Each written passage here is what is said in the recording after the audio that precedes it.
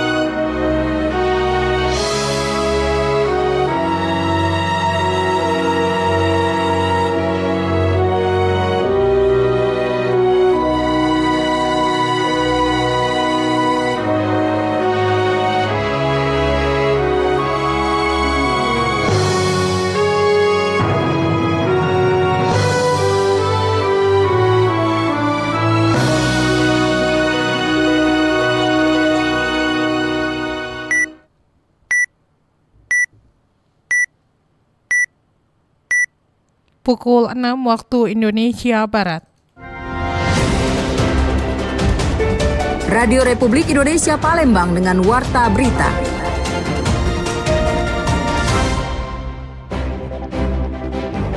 Ada upaya pelecehan seksual itu dilakukan ketika melakukan chatting, kayak itu lah. Pertama, alhamdulillah ya, hasil ini membuat kita bisa menang soal ini. Yang kedua, saya apresiasi perjuangan pemain. Ketika dia kalah tapi dia tidak panik, dia tetap percaya diri.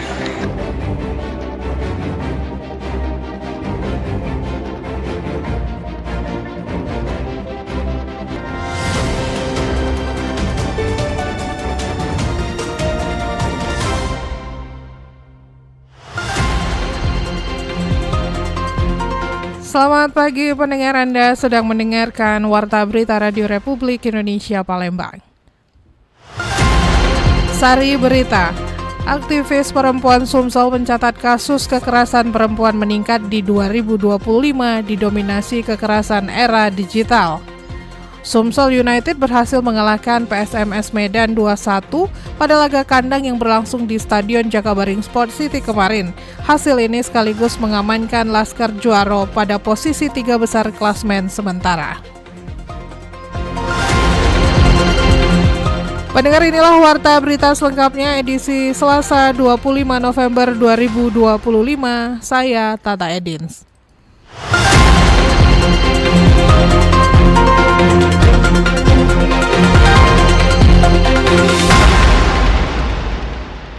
Aktivis perempuan Sumsel mencatat kasus kekerasan perempuan meningkat di 2025 didominasi kekerasan era digital. Lembaga SEPNET menyebutkan, kekerasan yang dialami perempuan di Sumatera Selatan mengalami peningkatan dibandingkan tahun 2024. SEPNET mencatat kekerasan terhadap perempuan di Sumatera Selatan didominasi kekerasan seksual yang berbasis online. Tahun 2024 jumlahnya mencapai 17 kasus. Pimpinan redaksi Simbur Cahaya Jaringan News Network Nila Ertina mengatakan, di tahun 2025 kembali menunjukkan peningkatan. Bahkan hingga September terdata sudah 25 kasus. Menurut Nila, bentuknya bermacam-macam, mulai dari mengirimkan foto melalui pesan WhatsApp dan juga lainnya yang berbasis online atau digital. Atau WhatsApp, gitu, aplikasi percakapan, ya. Atau juga ketika ada upaya pelecehan seksual itu dilakukan ketika melakukan chatting, gitu. Terus kalau beberapa kasus yang aku temuin juga di kalangan mahasiswa itu, mereka mendapat foto-foto alat kelamin misalnya, itu kan termasuk di dalam kekerasan berbasis gender online. Nila mengatakan kasus kekerasan seksual baik berbasis online maupun offline yang dilaporkan tidak semuanya selesai diproses. Bahkan untuk satu kasus memerlukan penanganan yang lama. RRI Palembang, Nova Ariana melaporkan terus mengudara untuk Indonesia. Sementara itu, Sujadi selaku PLT Kepala Bidang Pemberdayaan Perempuan dan Perlindungan Anak Kabupaten Banyuasin pada Dinas BKKBN menyampaikan bahwa sejak Januari hingga November 2025, belum ada laporan resmi terkait kasus kekerasan terhadap perempuan yang masuk ke dinas. Ia menjelaskan bahwa laporan yang berkaitan dengan kekerasan biasanya diterima melalui UPTD Perlindungan Perempuan dan Anak, namun sejauh ini belum tercatat adanya pengaduan baru yang memerlukan penanganan lanjutan. Sujadi menegaskan bahwa kondisi ini juga serupa dengan tahun 2024, di mana laporan kekerasan yang masuk tergolong sangat sedikit dan lebih banyak ditangani langsung oleh UPTD. Ia mengatakan bahwa ketika ada kasus, petugas biasanya turun ke lapangan bersama aparat desa untuk menggali kronologi dan memberikan pendampingan bagi korban. Jika diperlukan proses hukum, UPTD akan berkoordinasi dengan pihak kepolisian untuk memastikan perlindungan lebih lanjut. Lebih lanjut, ia menyebutkan bahwa faktor pemicu kekerasan terhadap perempuan umumnya berasal dari lingkungan terdekat korban, termasuk persoalan ekonomi dan konflik rumah tangga. Sujadi menilai bahwa sebagian korban masih enggan melapor karena merasa takut atau malu, sehingga kasus-kasus tertentu tidak tercatat secara formal di tingkat kabupaten. Kondisi inilah yang menurutnya perlu menjadi perhatian bersama. Sejauh ini Biasanya ini orang terdekat biasanya. Terus yang kedua kadang-kadang tuh faktor ekonomi juga. faktor ekonomi. Faktor ekonomi sangat menentukan, apalagi kadang-kadang di suasana mungkin ya namanya keluarga kan. Jadi kita tidak nutupin, kadang-kadang tuh kekerasan dengan rumah tangga tuh mungkin pasti timbul. Cuma kadang-kadang mungkin timbul, karena timbul tuh kadang-kadang nggak terlalu mungkin masalahnya berat apa mungkin tidak melapor ke kami. Nah itu. Sebagai upaya pencegahan, pemerintah Kabupaten Banyuasin telah memastikan seluruh desa dan kelurahan memiliki SK Desa Ramah Perempuan dan Perlindungan Anak atau DRP PPA. Sebagai landasan perlindungan program tersebut juga diperkuat melalui kolaborasi dengan Ruang Bersama Indonesia atau RBI untuk memperluas edukasi dan penguatan hak perempuan serta anak. Sujadi mengimbau perempuan di Banyuasin untuk tidak ragu melapor ke UPTD atau aparat berwenang apabila mengalami kekerasan, serta memahami pentingnya kesetaraan gender dalam kehidupan sehari-hari.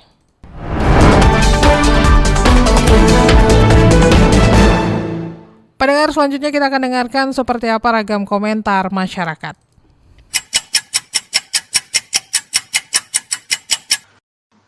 Halo, perkenalkan nama saya Sundari KM3.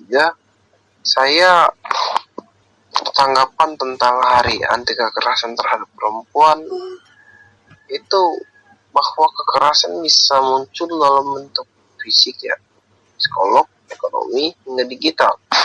Namun menurut saya masyarakat hanya menganggap kekerasan fisik yang nyata. Nah, di hari anti kekerasan terhadap perempuan penting untuk memperluas kesadaran bahwa semua bentuk kekerasan itu sama berbahayanya.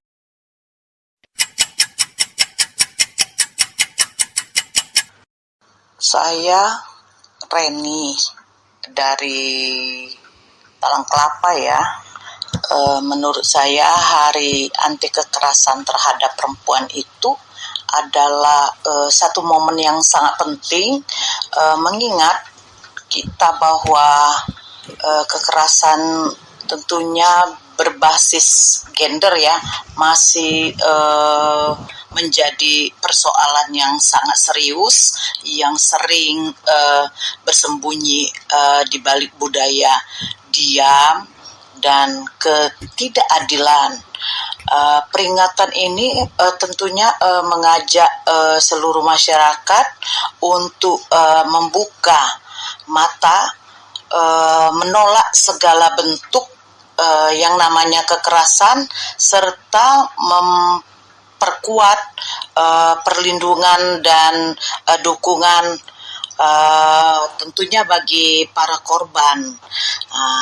Setiap perempuan berhak untuk hidup nyaman, dihargai, dan tentunya bebas dari intimidasi dengan meningkatkan kesadaran, membangun empati, serta mendorong penegakan hukum yang tegas.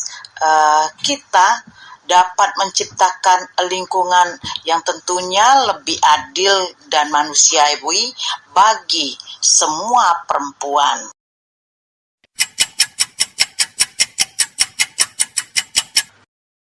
Saya Dimas Desekip. Menurut saya, Hari Anti Kekerasan Terhadap Perempuan adalah pengingat pentingnya bagi kita semua untuk terus berjuang melawan kekerasan terhadap perempuan. Mari kita bersama-sama menciptakan masyarakat yang aman dan adil bagi perempuan, di mana mereka dapat hidup tanpa takut akan kekerasan dan diskriminasi. Dukung perempuan yang berani berbicara dan melawan kekerasan dengan tindakan nyata.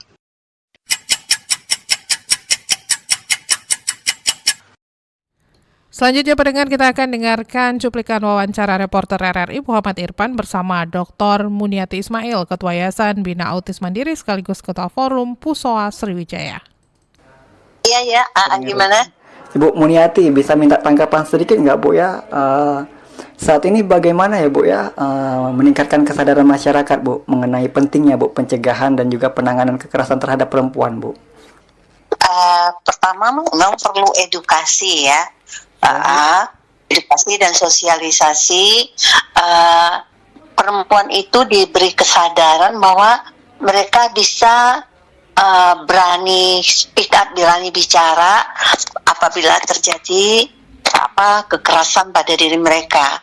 Karena kita ini kan karena pada budaya kita perempuan-perempuan itu lebih banyak diam, walaupun mereka lakukan kekerasan baik secara verbal maupun secara fisik begitu.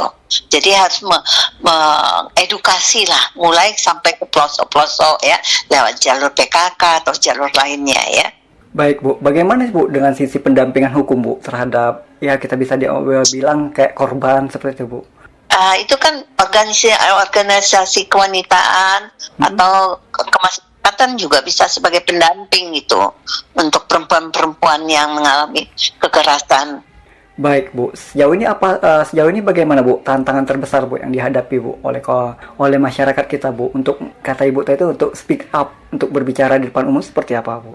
Ya karena budaya kita itu yang kita rubah gitu melalui melalui edukasi ke masyarakat begitu ya, tokoh masyarakat di pedesaan untuk memberi keyakinan pada perempuan itu untuk bersuara terhadap apa yang mereka hadapi begitu. Dan satu lagi, apapun intinya juga perempuan itu punya kekuatan ekonomi gitu. Baik, Ibu, menurut Ibu Murniati sendiri paling banyak itu Bu kekerasan terhadap perempuan itu apa ya Bu ya? Kekerasan fisik yang sering, verbal banyak, kekerasan fisik banyak begitu. Jadi kadang-kadang ada dogma atau doktrin suami berkuasa untuk perempuan, jadi berhak melakukan pendidikan lah dengan cara memukul atau berkata kasar begitu, padahal itu kan salah ya. Baik Ibu Muniati, sejauh ini Bu paling banyak pelakunya tuh apakah benar nggak Bu orang terdekat itu paling banyak Bu? Paling banyak orang terdekat ya. Seperti Bu? Suami, pasangan hidup ya, atau orang tua kepada anak ya.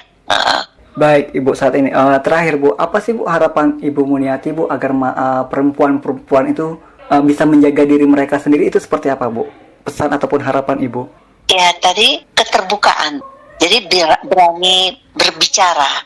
Kalau kan itu kan masyarakat kita terutama di pedesaan itu mereka sulit sekali ya untuk mengutarakan apa yang mereka alami. Mereka lebih banyak diam begitu. Dengan kemajuan teknologi ya gitu ya Bu ya, yang kita ketahui juga mungkin bisa melalui kayak pesan WA ataupun foto-foto juga itu bisa berpengaruh jadi kekerasan verbal non-verbal nggak Bu? Itu bisa ya kan, terutama kekerasan verbal ya, dengan lewat WA atau foto atau apa. Jadi media juga akan bisa mempengaruhi juga gitu. Baik, Ibu Muniati, terima kasih atas edukasi dan juga sosialisasi kepada pendengar RRI. Selamat melanjutkan aktivitas Ibu Muniati. Assalamualaikum warahmatullahi wabarakatuh. Warta berita ini disiarkan secara langsung melalui RRI Pro 1 Palembang di 92,4 FM dan disiarkan juga melalui streaming YouTube Pro 1 RRI Palembang dan aplikasi RRI Digital yang bisa Anda unduh melalui Play Store dan App Store Anda. Anda masih bersama Warta Berita RRI Palembang.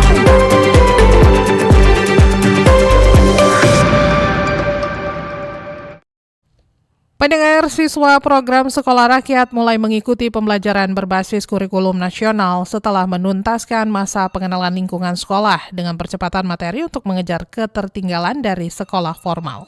Siswa program Sekolah Rakyat mulai mengikuti pembelajaran berbasis kurikulum nasional setelah menyelesaikan masa pengenalan lingkungan sekolah sejak pembukaan serentak pada 14 Juli lalu.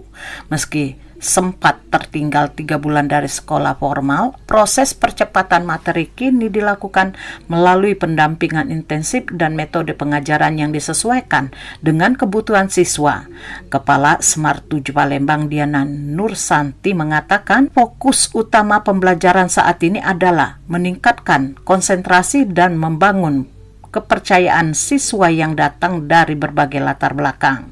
Dan pihaknya akan menyesuaikan pola ajar agar anak-anak lebih cepat beradaptasi dan nyaman belajar. Guru ya, karena guru-guru di sini luar biasa, mereka menyiapkan agar anak-anak tidak ketinggalan gitu dengan yang lain ya. Walaupun itu matrikulasi, tetapi materi-materinya itu bisa memberikan konsep yang jelas tentang pembelajaran yang akan mereka pelajari sekarang. Ya, alhamdulillah ya sekarang ini sudah banyak yang bisa melaju gitu. Latihan-latihan atau seperti ekstrakurikuler ini juga itu melatih mereka untuk fokus. Nah disitulah kalau mereka sudah fokus belajar, insya Allah mereka akan bisa ya menyelesaikan ketertinggalan mereka lah. Model sekolah berasrama juga memberi dukungan besar bagi proses belajar, lingkungan yang lebih terpantau, ditambah fasilitas seperti smart board dan perangkat digital membantu siswa mengenal cara belajar yang lebih modern dan interaktif. Salah satu siswa, Nabila Fitria Suherman, mengaku semakin bersemangat menjalani aktivitas sekolah. Banyak hal yang baru untuk pembelajaran di sini dan membuat dirinya semakin yakin mengejar cita-cita. Guru di sini sangat menyenangkan, mengasihkan. Ada banyak guru yang memberi pelajaran dengan caranya tersendiri, yang sehingga tidak membuat bosan anak-anak belajar. Kita mempersingkat waktu pembelajaran, seperti kalau misalnya dibagi seperti bulan ini kita harus menyampaikan satu bab seperti itu. Sekolah Rakyat menerapkan kurikulum terpadu yang mencakup kurikulum nasional, kurikulum asrama, dan kurikulum vokasi. Dengan pendekatan tersebut diharapkan para siswa memiliki peluang lebih luas untuk mengembangkan potensi dan meraih masa depan yang lebih baik. Lamsihar Silitonga melaporkan.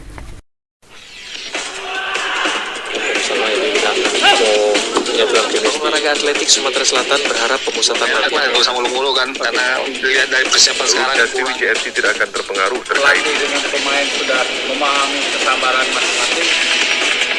Berita olahraga.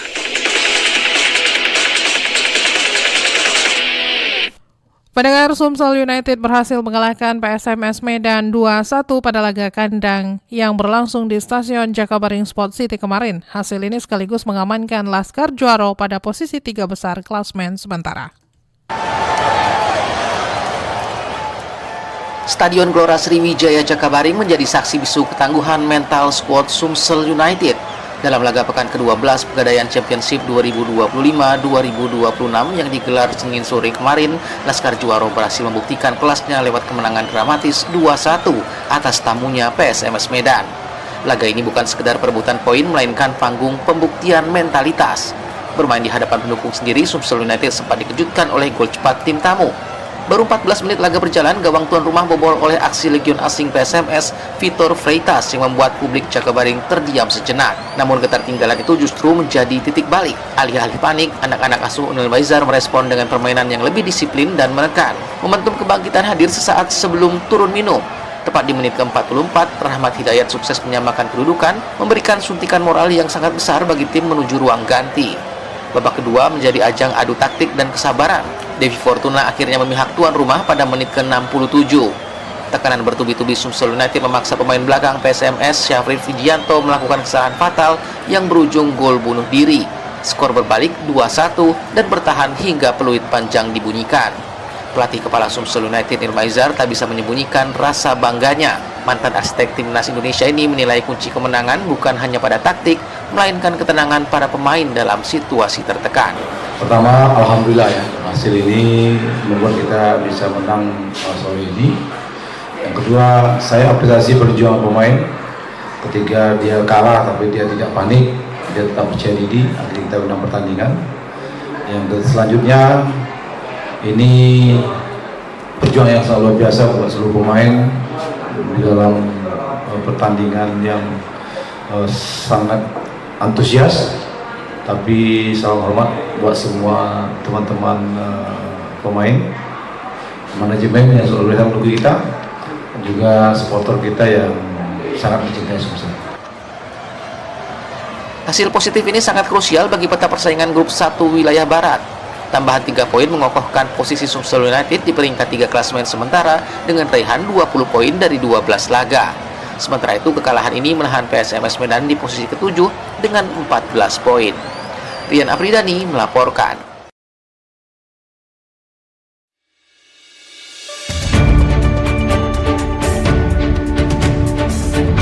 Sekian warta berita produksi Radio Republik Indonesia Palembang. Sebelum berpisah kami sampaikan kembali pokok-pokok berita.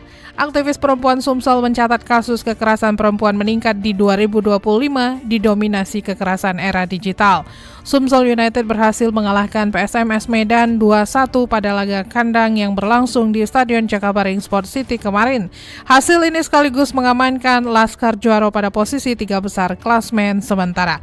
Informasi lainnya pendengar dapat Anda akses melalui website kami di rri.co.id. Kami juga membuka ruang aspirasi bagi Anda untuk menyampaikan sejumlah peristiwa yang berada di sekitar Anda melalui line WhatsApp dan SMS di 0821 7927 9090. Mewakili kerabat kerja yang bertugas, saya Tata Edin sundur diri.